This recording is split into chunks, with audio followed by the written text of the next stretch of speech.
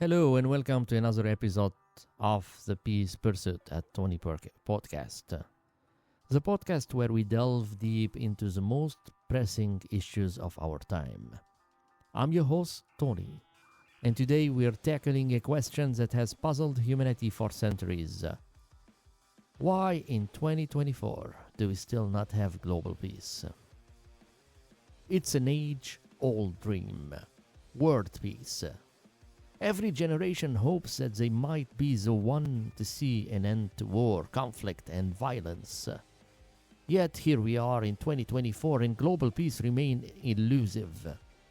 Despite our advancement in technology, communication, and even our understanding of one another, why does peace still evade us? In this episode, we'll explore the complexities of achieving global peace. We'll examine the historical, political, economic, and psychological barriers that continue to stand in the way. But more importantly, we'll discuss what we can do, what we must do to bring humanity closer to the long-thought goal.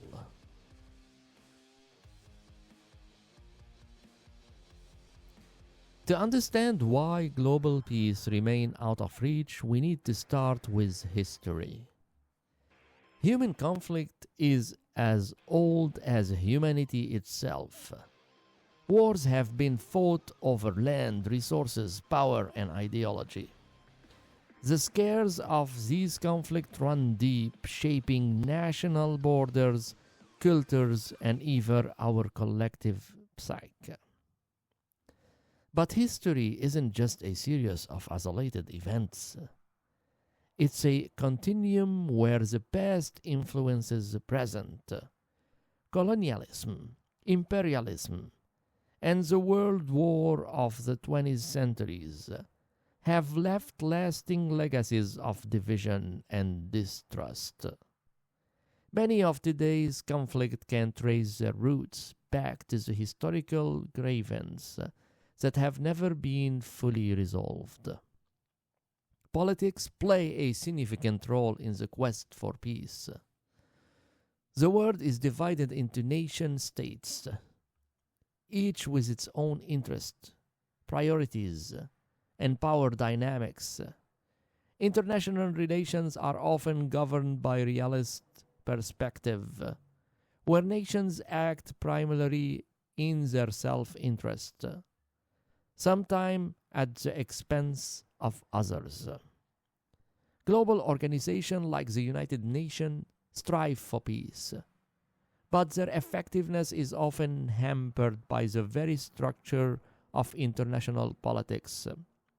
The UN's decisions are frequently influenced by the interest of the powerful member states, particularly those with veto power in the Security Council.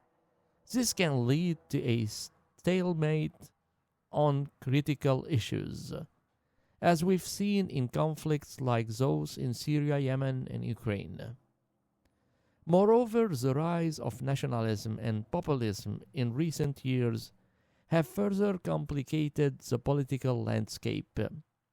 Leaders who prioritize national sovereignty over global cooperation can hinder peace efforts, as they may reject multilateral agreements that are crucial for maintaining international stability. Another significant barrier to global peace is economic inequality. The gap between the rich and the poor, both within and between nations, continue to widen. This inequality breeds resentment, fuels social unrest, and can lead to violence. In many parts of the world, poverty and lack of opportunity push people toward extremist ideologies. Terrorist organizations often exploit economic desperation, offering financial incentives or a sense of purpose to recruit new members. On a large scale, competition for resources, whether it's oil, water, or arable land, can lead to international tension and even wars, as climate change exacerbates resource scarcity. This conflict may become more frequent and more severe. Ideological and religious differences have been at the heart of many conflicts throughout history, and they continue to be significant barriers to peace today. While religion can be a force for good, promoting compassion and understanding, it can also be manipulated to justify violence and oppression. Religious extremism, in particular, has been a driving force behind many modern conflicts, whether it's the rise of ISIS in the Middle East or the persecution of religious minorities in various parts of the world. The misuse of religious beliefs to incite violence remain a potent challenge to global peace. Similarly, political ideologies such as nationalism, communism, and fascism have historically led to war and continue to fuel conflicts today. When ideologies became dogmatic, leaving no room for compromise or dialogue, they can lead to polarization and violence. While political, economic, and ideological factors are critical, we can't overlook the psychological barrier to peace. Human beings are tribal by nature. We tend to divide the world into us and them. And this tendency can lead to fear, mistrust, and ultimately conflict. Propaganda and misinformation often spreads through social media, can exacerbate these divisions, creating echo chambers where people only hear views that reinforce their own. This makes it harder to build empathy and understanding across different groups. Additionally, the trauma of past conflicts can perpetuate cycles of violence. Communities that have suffered atrocity may find it difficult to forgive and move on, leading to ongoing tensions and even revenge attacks.